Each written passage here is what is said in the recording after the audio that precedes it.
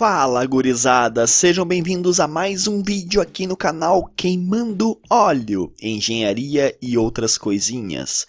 Eu sou o professor Luiz Roberto e já sabe, se não é inscrito, inscreva-se no canal, já deixe o seu like para dar aquela fortalecida, compartilhe este e os outros vídeos com os teus colegas, ative o sino de notificações para ficar por dentro das novidades e comentem. Todo o feedback é extremamente importante para melhorar a qualidade audiovisual do nosso canal.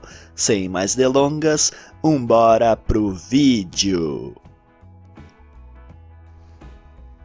Então tá, pessoal, vamos continuar as nossas aulas de dinâmica. Vamos trabalhar agora a respeito do capítulo 14, tá? Mecânica Vetorial para Engenheiros, Dinâmica, do livro do Beer, Johnston e Cornwell, nona edição, capítulo 14, né? Notas de aula do professor Oller, da Universidade Tecnológica do Texas, Sistema de Partículas, tá? Sistema nada mais é do que tu estabelecer uma região no espaço e analisar todas aquelas partículas que ali contém. Essas partículas vão estar dispostas no espaço de tal forma a terem um centro de massa, e esse centro de massa pode coincidir ou não com o sistema de referência inicial, tá? Toda essa ideia de vetorização volta aqui no capítulo 14. Então tu vai ter que pegar coisas do capítulo 11 para se relembrar, principalmente na parte de movimento relativo, e coisas do capítulo 13, principalmente na parte de princípio de impulso, quantidade de movimento e trabalho e energia. Já no capítulo 13, a gente teve uma pincelada do que viria aqui no capítulo 14, né? Que é justamente quando tu tinha duas partículas que colidiam. Pop! Quando isso acontece, basicamente é um sistema de partículas, só que é um sistema só com duas partículas. Então a ideia agora a gente vai expandir para várias partículas, tá bom? Vem comigo, vamos lá. É uma aula um pouquinho mais extensa, um pouquinho mais complicadinha, mas a gente consegue tirar de letra, tá? Nós vamos trabalhar com as forças efetivas, quantidade de movimento, conservação de energia e resolver dois problemas, tá bom? Vamos lá. Vamos pegar a quantidade de movimento do sistema de partículas, a força efetiva, o centro de massa, princípio do trabalho e energia, princípio da quantidade de movimento, né? E também vamos pegar métodos de análise para resolver dois problemas, tá bom? Vem comigo, vamos lá. Então vamos lá, aplicação das leis de Newton, forças efetivas. Bom, a ideia básica é o seguinte, cara. Se tu tem uma partícula, o sistema é sistema equivalente de forças. Falou em equivalência, falou em uma partícula, tá bom? Falou em equivalência, falou em uma partícula. Falou em equivalência, falou em uma partícula. Tu tem forças externas, né? Tu faz o somatório delas e aí vai dar igual a massa vezes a aceleração, ou seja, vai ser uma equivalência. Então, se tu olhar aqui teu sisteminha, esquece o J, esquece o outro bicho aqui. Só pensa nela. Tu tem uma força externa, tu tem uma força interna que a própria partícula faz e uma resultante. Esta ideia, olhando somente um corpo, dá a equivalência. Existe a equivalência de forças. Mas, quando se fala em sistema de várias partículas, nós vamos ter a equipolência de forças. Calma lá, já vamos chegar. Então, existe essa equação aqui, que é o somatório das forças externas, o somatório das forças internas, igual a MI e AI, que são as forças efetivas. Podemos estender para momentos e aí, no caso, fazer o produto vetorial. Então, FI maiúsculo é força externa, FJ é força interna e MI e AI é força efetiva. Tá bom? Vamos lá. O sistema de forças externas e internas sobre uma partícula é equivalente à força efetiva. Então, quando se fala sobre uma partícula, é efetivo. Mas quando a gente fala sobre várias partículas, né, o sistema de forças externas e internas agindo sobre todo o sistema é equivalente ao sistema de forças eficazes de todo o sistema. Relembrando, forças externas são aquelas que incidem sobre o sistema, ou seja, incidem sobre as partículas, porque as partículas compõem o sistema.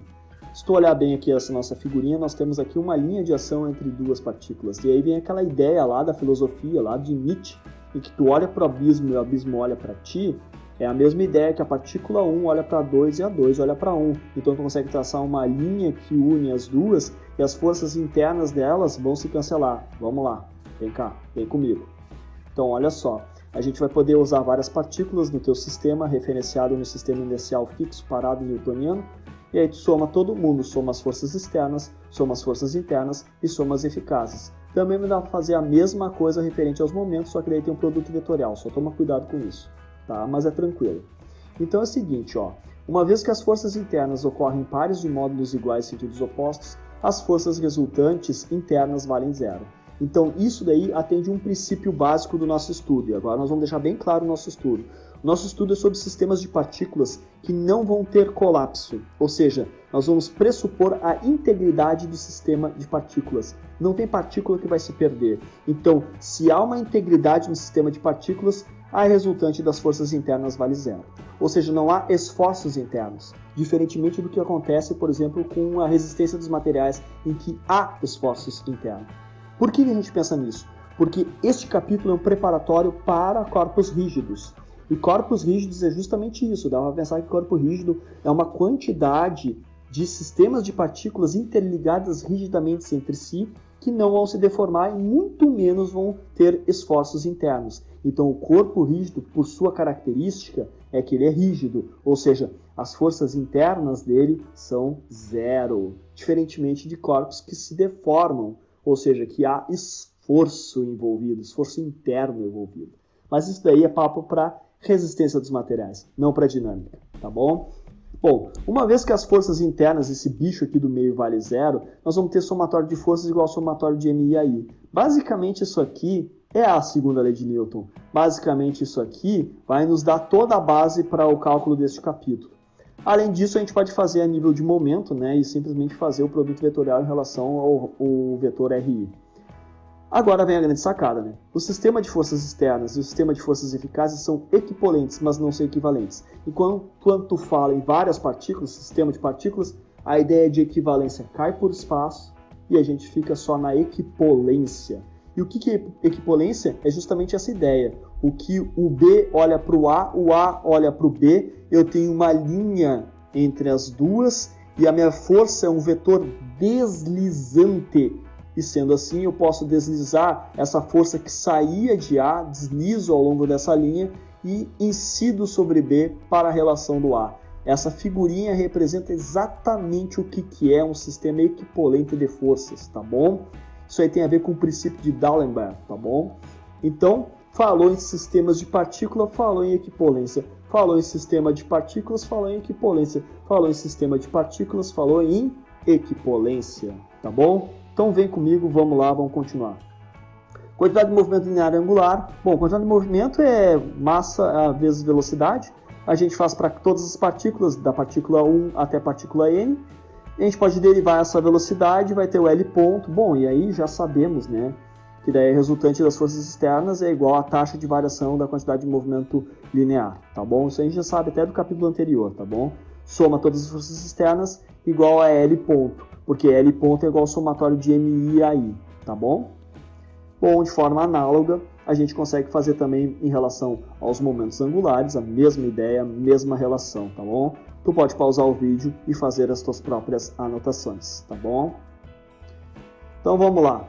Para o centro de massa é a mesma ideia. A gente define o centro de massa como sendo MRG, como sendo somatório de MI e RI. A mesma ideia, tu tem um ponto aqui, né, várias partículas espalhadas, tu consegue relacionar todas essas partículas espalhadas com o centro de massa do teu sistema. Se o teu material, por exemplo, for homogêneo e uniforme, o centro de massa coincide com o centro de gravidade. Tudo pode ser concentrado nesse ponto. E aí vem a ideia de parâmetros concentrados. Essa é a ideia que nós vamos usar lá em vibrações. Então isso nasce aqui no sistema de partículas, tá bom? Esse vetorzinho RI, agora sim, ele pode ser derivado no tempo duas vezes. Então a gente chega nessas relações aqui, né, do MVG como sendo L e o MAG como sendo somatório das forças externas, tá bom? E o centro de massa se move como se toda a massa e todas as forças externas estivessem atuando naquele ponto do centro de massa, tá bom? Então todo o sistema anda no ponto centralizado ali da centro de massa, tá bom? Então vem comigo, é bem tranquilo, vamos lá. O centro de massa no sistema de partículas pode ser representado dessa forma, com o referencial inercial O e com o G. Como o G conversa com o O, então o P conversa com o G, o P também conversa com o O, tá bom? Esta é a ideia que permeia esta relação aqui que daí tu consegue deduzir com tranquilidade que a quantidade de movimento angular do sistema sobre a partícula é igual ao somatório da quantidade de movimento resultante das forças externas em relação a G. Para tu resolver esse problema, tu tem que substituir esse VI'. Então a gente sabe que VI é igual a VI' mais VG. Isso aí vem lá do movimento relativo capítulo 11. Como a gente vai derivar, né, como é o HG ponto, né, a gente vai derivar a mesma coisa para o A. Então vai ser AI igual a AI' mais AG. Ou no caso, AI' é igual a AI menos AG, ok? Resolve aqui e vai dar direitinho, tá? Pausa o vídeo e faz as tuas próprias anotações. Tá bem tranquilo. Então vamos lá. Impulso angular sobre o centro de massa. A mesma ideia, né? A gente consegue chegar na mesma relação, só que a ideia básica é o seguinte, como eu disse, como o sistema de referência móvel que está girando em torno do inercial fixo, ele conversa com O, significa que o I conversa com G, que conversa também com O. Ou seja, eles conseguem ser descritos em função um do outro. Então, o que acontece? Quando esse cara gira em torno desse, esse também girou em torno desse. E aí, claro, né, a quantidade de movimento angular das partículas sobre G em seu movimento absoluto em relação a O acaba sendo tudo igual. Então, isso daqui nos dá o que? A integridade do sistema de coordenadas local em relação ao sistema de coordenadas global, tá bom? Então, nenhuma das partículas está se deslocando e, se dissociando do sistema como um todo, tá bom? Pausa o vídeo e faz as tuas próprias anotações. Então, vamos dar aqui mais um passo para frente, para a parte que eu considero como muito importante. Se tu não tem força externa atuando, os impulsos vão ser igual a zero e a quantidade de movimento se conserva. Então o L se torna constante e o HO se torna constante. A mesma ideia pode ser feita em relação ao centro de massa. Pausa o vídeo e faz as tuas próprias anotações. Então basta não ter força externa, ou seja, tu isolou ali teu sistema de partículas e fez a tua análise, que está de boas, tá bom? Então vamos para o nosso exemplo aqui, exemplo 14.2, um projétil de força N, se move a 30 metros por segundo, se divide em dois fragmentos, um de 22,5 N, outro de 67,5 N. Tem θA de 45, θB de 30. Então, tu tem aqui a tua partícula antes, e ela é fragmentada em dois, e aí vai ter que resolver essas equações para ter as velocidades. É bem tranquilo, não tem força externa, faz a quantidade de movimento linear conservada e segue o baile. Vai ter que vetorizar, desenhar, vai ter que fazer todo o teu esqueminha, bem tranquilo. Vai ter MAVA mais MBVB igual a MV0. O M ele não deu, mas daí tu consegue resolver, né, tranquilamente em relação a G, né, divide por G. Aí resolve para X e Y, faz um Pitágoras e acha nesses resultados. É muito tranquilo, só é trabalhoso. Se tivesse mais partículas, teria mais equações. É só isso, tá? Bem tranquilo, vem comigo e vamos lá. A energia cinética, a ideia é a mesma, né? A energia cinética total, né, de todo o sistema é igual àquela que incide no centro de massa mais a das partículas. Só isso, tá bom? Bem tranquilo. Pausa o vídeo e anota tudo. Depois o princípio trabalho-energia, energia cinética inicial, energia cinética final e o trabalho. Aqui vem a parte que eu acho que é importante, né? Que o trabalho das forças internas não necessariamente é nulo, tá? Ele só vai ser nulo se o sistema tiver total simetria. Se não tem simetria, já era. As forças internas podem se cancelar, mas o trabalho não se cancela porque o vetor de deslocamento é diferente, tá? Mas é só detalhe, né? Ou seja, quando a gente presta atenção no sistema e não há simetria, aí sim nós temos que se preocupar. Se há simetria, beleza, vai se cancelar. Então o princípio trabalho-energia pode ser aplicado a todo o sistema, adicionando as energias cinéticas de todas as partículas e considerando o trabalho das forças externas e também das internas. Isso aqui é questão de concurso certo, então abre o olho, pausa o vídeo e faz suas anotações, ok?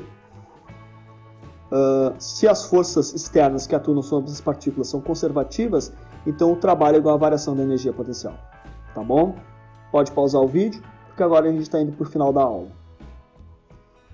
Princípio do impulso coordenado em movimento, tem o início, que é o 1, o final, que é o 2, e aqui os impulsos. Se não tem forças externas, isso aqui vai valer 0, e aí a variação da quantidade de movimento inicial é igual a final. Somatório de F igual a L ponto é dl dt, passo o dt para o lado de lá, integra dos dois lados e chega nessa equação. Super tranquilo, já é capítulo, isso aqui é capítulo 13, tá? O mesmo dá para ser feito nos momentos. E agora pausa um pouquinho aí, porque eu vou fazer uma perguntinha. O que significa fisicamente esta grandeza aqui, ó, essa integração e esse somatório de integração? Então, comentem aí nos comentários justamente o que é esse somatório da integral de T1 até T2 de MO dt. O que é isso fisicamente? O que representa essa quantidade? Qual é o nome dessa grandeza? Ela tem um nome? Ela tem um significado? Coloquem nos comentários, que é justamente o que eu quero saber. Vamos lá? Então tá, fica aí de lição, tá? O que é essa integração, afinal de contas? Essa aqui vocês sabem, é o impulso de força. Quem é esse cara aqui? E para que serve? E onde eu posso aplicar? Comentem aí. Tá bom? Então a quantidade de movimento das partículas forma um sistema de vetores equipolente. Tá bom? Vamos para o nosso último exemplo, bem tranquilamente, tá? É uma mesa de bilhar, tem bolinhas aqui colidindo, tudo tranquilo.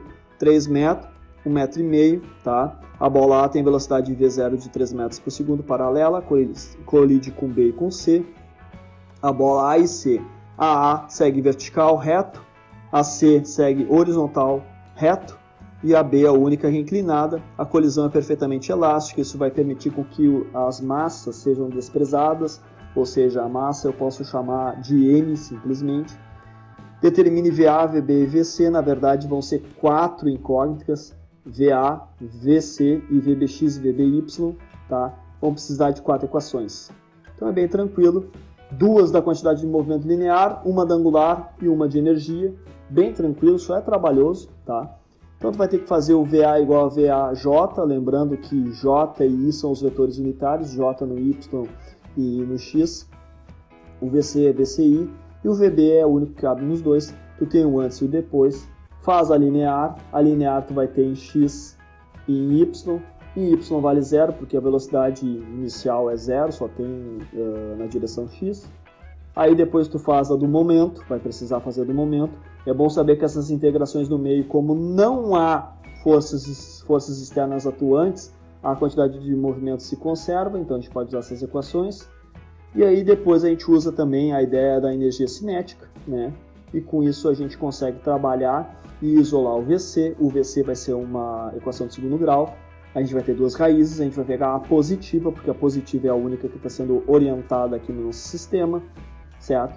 Substitui, volta nas equações, obtém o VBX, o VBY, faz um Pitágora entre eles, vai descobrir o VB e o VB depois tu vai descobrir o VA. É só isso, é bem tranquilo. Sabe, é tudo referente ao capítulo 13, só que agora tu vai ter que fazer em várias e várias partículas. É só isso, só dá mais trabalho. Então tá, pessoal, eu vou ficando por aqui e até o próximo vídeo.